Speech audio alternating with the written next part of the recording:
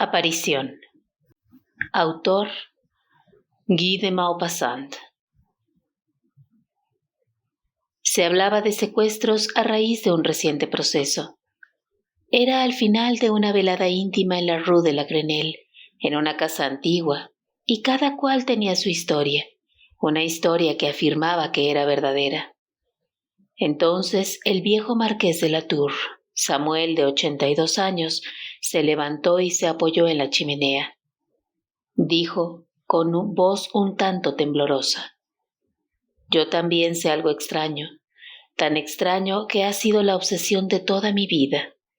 Hace ahora 56 años que me ocurrió esta aventura, y no pasa ni un mes sin que la reviva en sueños. De aquel día me ha quedado una marca, una huella de miedo. ¿Entienden? Sí, sufrí un horrible temor durante 10 minutos, de una forma tal que desde entonces una especie de terror constante ha quedado para siempre en mi alma. Los ruidos inesperados me hacen sobresaltar hasta lo más profundo. Los objetos que distingo mal en las sombras de la noche me producen un deseo loco de huir. Por las noches tengo miedo. ¡Ay! Nunca hubiera confesado esto antes de llegar a la edad que tengo ahora. En estos momentos puedo contarlo todo. Cuando se tienen 82 años, está permitido no ser valiente ante los peligros imaginarios. Ante los verdaderos peligros jamás he retrocedido, señoras. Esta historia alteró de tal modo mi espíritu, me trastornó de una forma tan profunda, tan misteriosa, tan horrible, que jamás hasta ahora la he contado. La he guardado en el fondo más íntimo de mí, en ese fondo donde uno guarda los secretos penosos, los secretos vergonzosos, todas las debilidades inconfesables que tenemos en nuestra existencia. Les contaré la aventura tal como ocurrió, sin intentar explicarla. Por supuesto es explicable, a menos que yo haya sufrido una hora de locura. Pero no estuve loco, y les daré la prueba. Imaginen lo que quieran. He aquí los hechos desnudos. Fue en 1827, en el mes de julio. Yo estaba de guarnición en Rouen. Un día, mientras paseaba por el muelle, encontré a un hombre que creí reconocer sin recordar exactamente quién era. Hice instintivamente un movimiento para detenerme. El desconocido captó el gesto, me miró y se me echó a los brazos. Era un amigo de juventud al que había querido mucho. Hacía 5 años que no le veía, y desde entonces parecía haber envejecido medio siglo. Tenía el cabello completamente blanco y caminaba encorvado, como agotado. Comprendió mi sorpresa y me contó su vida. Una terrible desgracia lo había destrozado. Se había enamorado locamente de una joven y se había casado con ella en una especie de éxtasis de felicidad. Tras un año de una felicidad sobrehumana y de una pasión inagotada, ella había muerto repentinamente de una enfermedad cardíaca, muerta por su propio amor sin duda. Él había abandonado su casa de campo el mismo día del entierro y había acudido a vivir a su casa en Rouen. Ahora vivía allí, solitario y desesperado, carcomido por el dolor, tan miserable que solo pensaba en el suicidio. «Puesto que te he encontrado de este modo», me dijo, «me atrevo a pedirte que me hagas un gran servicio. Ve a buscar a mi casa de campo, al secretario de mi habitación, de nuestra habitación, unos papeles que necesito urgentemente. No puedo encargarle esta misión a mi subalterno o a un empleado porque es precisa una impenetrable discreción y un silencio absoluto. En cuanto a mí, por nada del mundo volvería a entrar en aquella casa. Te daré la llave de esa habitación que yo mismo cerré al irme y la llave de mi secretario. Además, le entregarás una nota mía a mi jardinero que te abrirá la casa. Pero ven a desayunar conmigo mañana y hablaremos de todo esto». Le prometí hacer aquel sencillo servicio. No era más que un paseo para mí. Su casa de campo se hallaba a unas 5 leguas de Rouen. No era más que 1 hora a caballo. A las 10 de la mañana siguiente estaba en su casa. Desayunamos juntos, pero no pronunció ni 20 palabras. Me pidió que lo disculpara. El pensamiento de la visita que iba a efectuar yo en aquella habitación, donde yacía su felicidad, lo trastornaba, me dijo.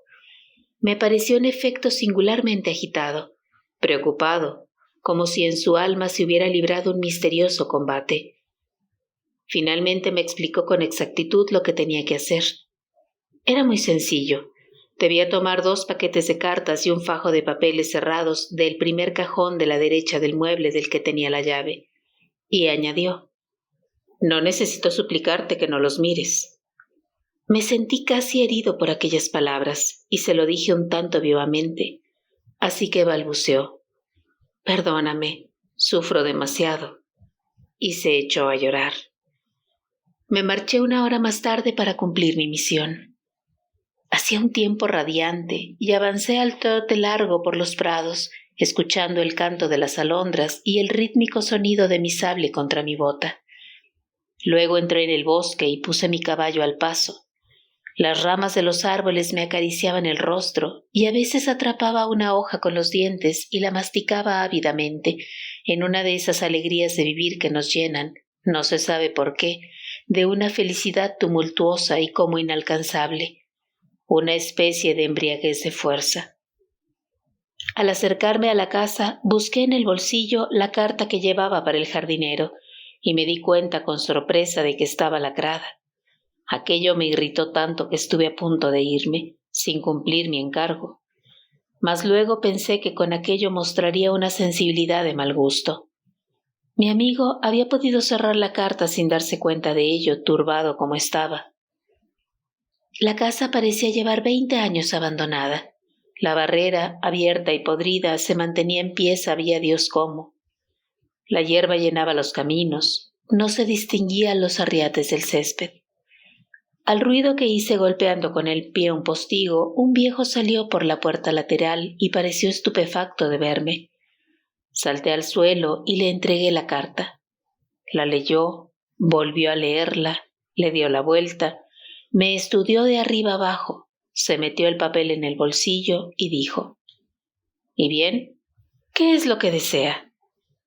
A lo cual respondí bruscamente, usted debería de saberlo ya que ha recibido dentro de ese sobre las órdenes de su amo. Quiero entrar a la casa. Pareció aterrado y declaró, ¿entonces piensa entrar en su habitación? Empecé a impacientarme. Por Dios, ¿acaso tiene usted intención de interrogarme?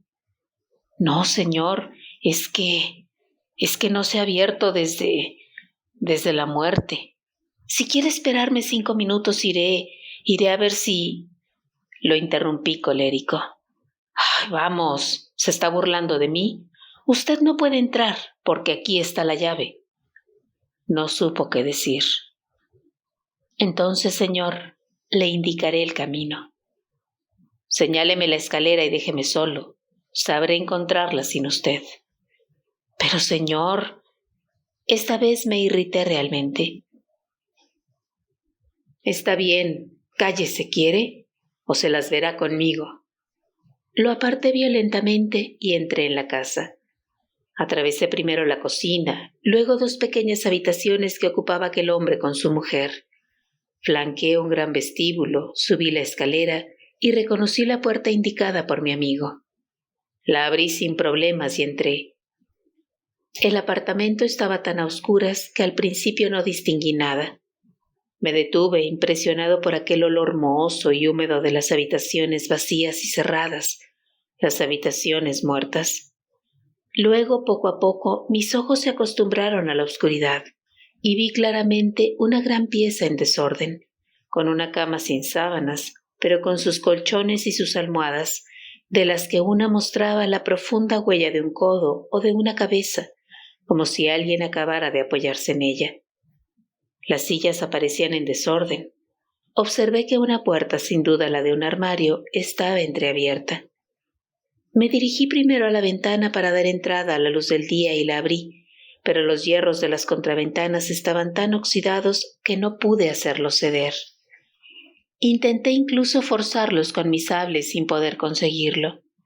Irritado ante aquellos esfuerzos inútiles y puesto que mis ojos se habían acostumbrado al final perfectamente a las sombras, renuncié a la esperanza de conseguir más luz y me dirigí al secreter.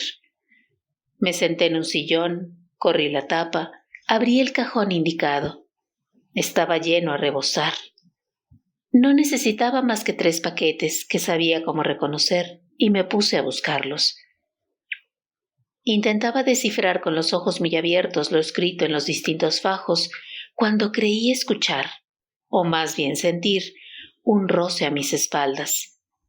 No le presté atención pensando que una corriente de aire había agitado alguna tela, pero al cabo de un minuto, otro movimiento casi indistinto hizo que un pequeño estremecimiento desagradable recorriera mi piel. Todo aquello era tan estúpido que ni siquiera quise volverme por pudor hacia mí mismo. Acababa de descubrir el segundo de los fajos que necesitaba y tenía ya entre mis manos el tercero, cuando un profundo y penoso suspiro lanzado contra mi espalda me hizo dar un salto alocado a 2 metros de allí. Me volví en mi movimiento con la mano en la empuñadura de mi sable, y ciertamente si no lo hubiera sentido a mi lado, hubiera huido de ahí como un cobarde. Una mujer alta vestida de blanco me contemplaba, de pie detrás del sillón donde yo había estado sentado un segundo antes. Mis miembros sufrieron una sacudida tal que estuve a punto de caer de espaldas. ¡Ay! Nadie puede comprender, a menos que los haya experimentado, estos espantosos y estúpidos terrores. El alma se hunde, no se siente el corazón. Todo el cuerpo se vuelve blando como una esponja. Cabría decir que todo el interior de uno se desmorona. No creo en los fantasmas. Sin embargo, desfallecí bajo el horrible temor a los muertos y sufrí. ¡Ay! Sufrí en unos instantes más que en todo el resto de mi vida, bajo la irresistible angustia de los terrores sobrenaturales. Si ella no hubiera hablado, probablemente ahora estaría muerto. Pero habló. Habló con una voz dulce y dolorosa que hacía vibrar los nervios. No me atreveré a decir que recuperé el dominio de mí mismo y que la razón volvió a mí. No. Estaba tan extraviado que no sabía lo que hacía, pero aquella especie de fiereza íntima que hay en mí, un poco del orgullo de mi oficio también, me hacían mantener, casi pese a mí mismo, una actitud honorable. Fingí ante mí, y ante ella sin duda, ante ella fuera quien fuera, mujer o espectro. Me di cuenta de todo aquello más tarde, porque les aseguro que en el instante de la aparición no pensé en nada. Tenía miedo. «Oh, señor», me dijo, «¿puede hacerme un gran servicio?» Quise responder, pero me fue imposible pronunciar una palabra. Un ruido vago brotó de mi garganta. «¿Quiere?», insistió. «Puede salvarme, curarme. Sufro atrozmente. Sufro. Oh, sí. Sufro mucho». Y se sentó suavemente en el sillón donde yo estaba sentado hace un momento. Me miraba. «¿Quiere?», afirmé con la cabeza, incapaz de hablar todavía. Entonces ella me tendió un peine de carey y murmuró: «Péineme. Oh, péineme. Eso me curará. Es preciso que me peinen. Mire mi cabeza. ¡Cómo sufro! ¡Cuánto me duelen los cabellos!». Sus cabellos sueltos, muy largos, muy negros, me parecieron que colgaban por encima del respaldo del sillón y llegaban hasta el suelo. ¿Por qué hice aquello? ¿Por qué recibí con un estremecimiento aquel peine? ¿Y por qué lo tomé en mis manos y tomé sus largos cabellos que dieron a mi piel una sensación de frío atroz, como si estuviera manejando serpientes? No lo sé. Esta sensación permaneció en mis dedos y me estremezco cuando pienso en ella. La peiné. Manejé no sé cómo aquella cabellera de hielo. La retorcí, la anudé y la desanudé. La trencé como se trenza la crin de un caballo. Ella suspiraba, inclinaba la cabeza, parecía feliz. De pronto me dijo: «Gracias». Me arrancó el peine de las manos y huyó por la puerta que había observado que estaba entreabierta. Ya solo, sufrí durante unos segundos ese trastorno de desconcierto que se produce al despertar después de una pesadilla. Luego recuperé finalmente los sentidos, corrí a la ventana y rompí las contraventanas con un furioso golpe. Entró un chorro de luz diurna. Corrí hacia la puerta por donde ella se había ido y la encontré cerrada e infranqueable. Entonces me invadió una fiebre de huida, un pánico, el verdadero terror de las batallas. Sujeté bruscamente los 3 paquetes de cartas del abierto secreter, atravesé corriendo el apartamento, salté los peldaños de la escalera de 4 en 4, me hallé fuera no sé por dónde, y al ver a mi caballo a 10 pasos de mí, lo monté de un salto y partí al galope. No me detuve más que en Rouen, delante de mi alojamiento. Tras arrojar la brida a mi ordenanza, me refugié en mi habitación, donde me encerré para reflexionar. Durante 1 hora entonces me pregunté ansiosamente si no habría sido juguete de una alucinación. Ciertamente había sufrido una de aquellas incomprensibles sacudidas nerviosas, uno de aquellos trastornos del cerebro que dan nacimiento a los milagros y a los que debe su poder lo sobrenatural. E iba ya a creer en una visión, en un error de mis sentidos, cuando me acerqué a la ventana. Mis ojos por azar descendieron sobre mi pecho. La chaqueta de mi uniforme estaba llena de largos cabellos femeninos que se habían enredado en los botones. Los tomé uno por uno y los arrojé fuera por la ventana con un temblor de los dedos. Luego llamé a mi ordenanza. Me sentía demasiado emocionado, demasiado trastornado para ir aquel mismo día a casa de mi amigo. Además, deseaba reflexionar a fondo lo que debía decirle. Le hice llevar las cartas de las que extendió un recibo al soldado. Se informó sobre mí. Fui a su casa a la mañana siguiente, poco después del amanecer, dispuesto a contarle la verdad.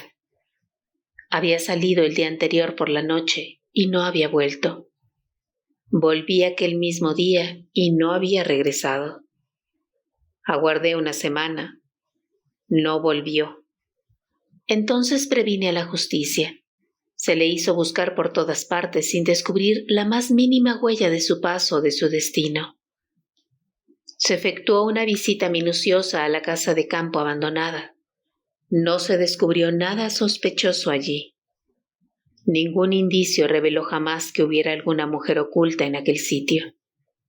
La investigación no llegó a ningún resultado y las pesquisas fueron abandonadas. Y tras 56 años, no he conseguido averiguar nada. No sé nada más.